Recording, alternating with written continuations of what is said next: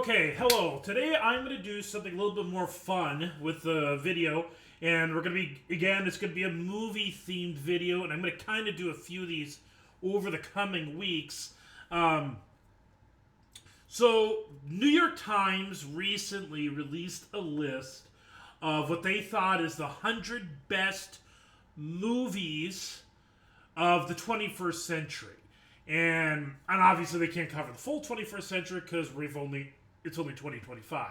But I thought it was kind of a fun little idea, and I read through the list, and I'm not going to say necessarily I disagree with it just because there's a lot of movies on there that I have not seen, and there are movies on that list that, to be honest, I don't know if I'm in a position to give it the best review. And what I mean by that is that there's some movies that speak much better to culture that I'm not a part of. And so I might not relate to it as well.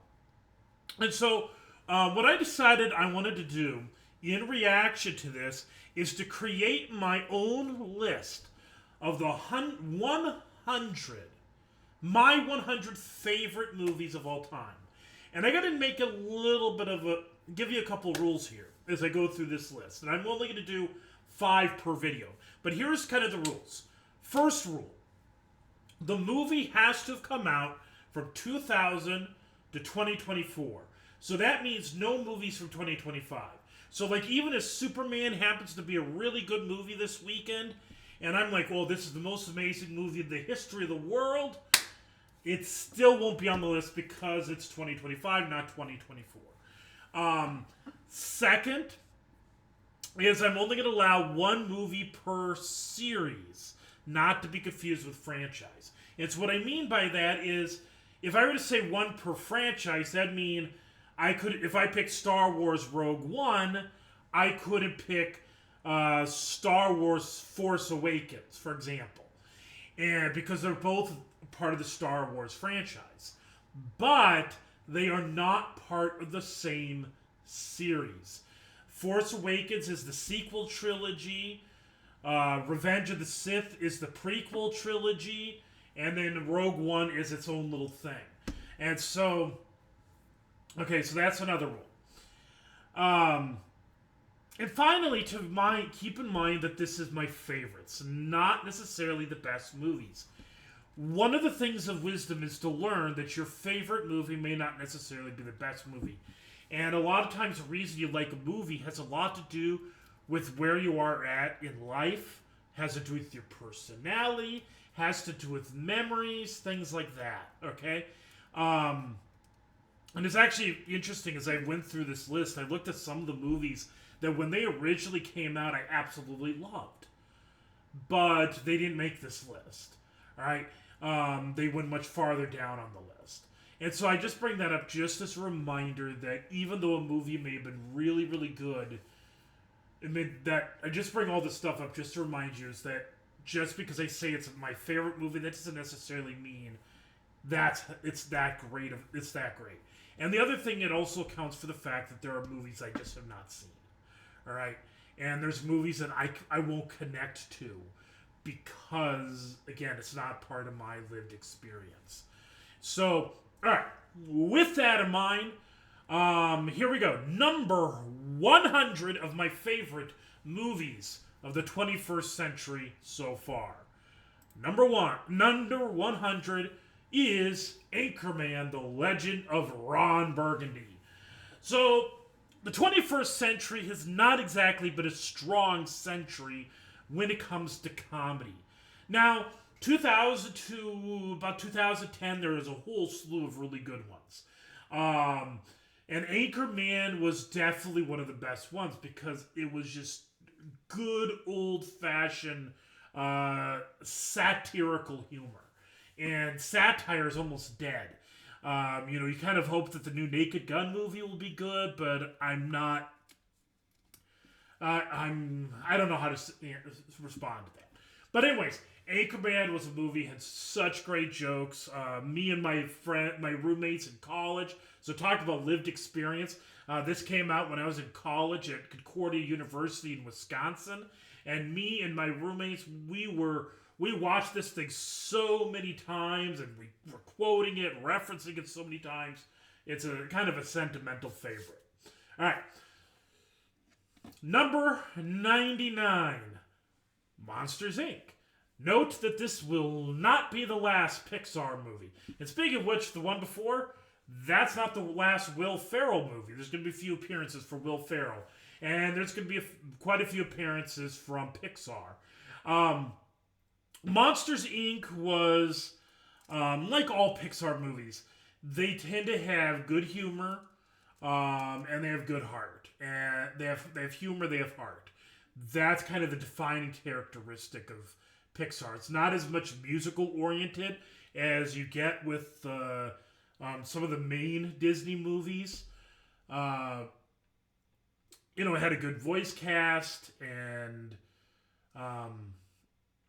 I don't know how much more to give, because honestly, some of these movies, as I go through them, it's been a while since I've watched them, and so the review's not going to be super strong. But just say it's a good movie.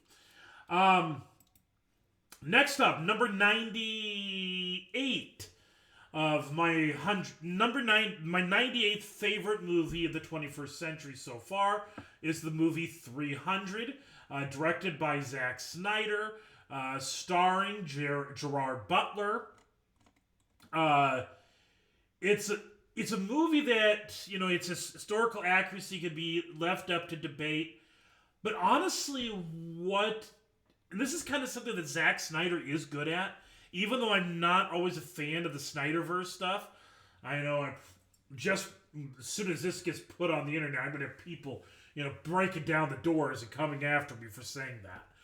But, I do have to say that Zack Snyder is very gifted in terms of the visual output of films. And 300 is no exception to that rule. You watch that movie, and visually, it is a stunning. It's like it's almost like a living comic book, or a graphic novel, which makes sense because it was a graphic novel. I love the use of the imagery, the art, the music. I like the speech at the end. It just has a great vibe to it, right? I mean, it's not. I'm sure people had hoped it was an Oscar movie, but it wasn't. It was rough around the edges, but it was still a good movie. Number 97 on my list would be The Chronicles of Narnia. The Lion, the Witch, and the Wardrobe came out in 2005. This was probably the only Chronicles of Narnia movie that was actually good. And to be honest, I mean, with, a few exceptions here and there, it was pretty faithful to the source material. I thought the kid actors did well enough. I liked the visual. I mean, the music that they used was really good. Even though he had a really small role, I thought the guy that played the professor, I loved his character. The way he delivered some of his lines were just wonderful. And we all kind of joked at Concordia, Wisconsin, how much he looked like one of our professors. But anyways, good. It's a good movie, and it's one that I'll probably do a more detailed episode later. Probably a lot of these movies I'll do more detailed episodes about later. Who knows how long I keep doing these videos. Okay, then finally, number 96. So like I said, I'm only doing 5 per day. So number 96 is another Pixar movie, The Incredibles. Directed by Brad Bird. And who knows, maybe on another day I might rank this higher. I don't know.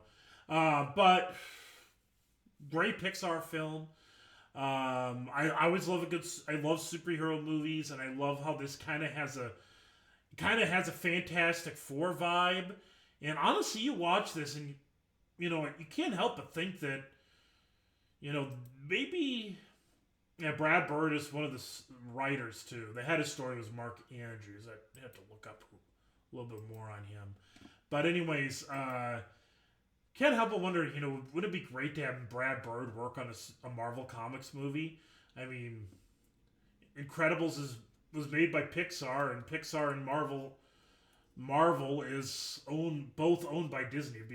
I wonder if he'd make a good one. He did good with Mission Impossible and everything. But anyways, as you see there, I like this 97% Rotten Tomatoes, 75% audience score. This is one of the things I honestly tell you, Track TV I think is a really nice app. I like how it allows me to track. And note, I have not given a rating yet to any of these movies because I only watch the movies. I only rate it when it's fresh in my mind and it's recently watched. So this is letting you know that none of these movies I've watched very recently. So that's why they're not rated. But anyways, what I like with Track TV, you see right there, the IMDb Internet Movie Database score. Here, I'm going to get rid of my video capture so you can see what I'm pointing at. So it's got the movie database. Anyways, Rotten Tomatoes plus the audience score, and it's got Metacritic. All these are very helpful. And then there's the Tracked.tv score. I like that they have all of this here so you can kind of get an idea as to the quality of the movie, how people think of it. And you can see it is very well reviewed. 97% on Rotten Tomatoes. 75% audience score, which it kind of does. So the fact that I don't have it is ranked as high as some others might shows that there's kind of a variety amongst the audiences. The fact that 25% don't like it's kind of crazy. But I'm not going to say I wouldn't like it. I just don't rank it as high. All these movies, obviously, I like them because if they made it to the top 100 of the last of this century so far. So, anyways, so there you go. There's my star to my ranking of favorite movies of the 21st century, and I'll keep it going. And I don't know, maybe tomorrow already. I'm gonna try. Maybe I'll record one each day, and after this one, they'll pretty much be. Hopefully, I'll keep the videos down to under 10 minutes. So, anyways, have a good day.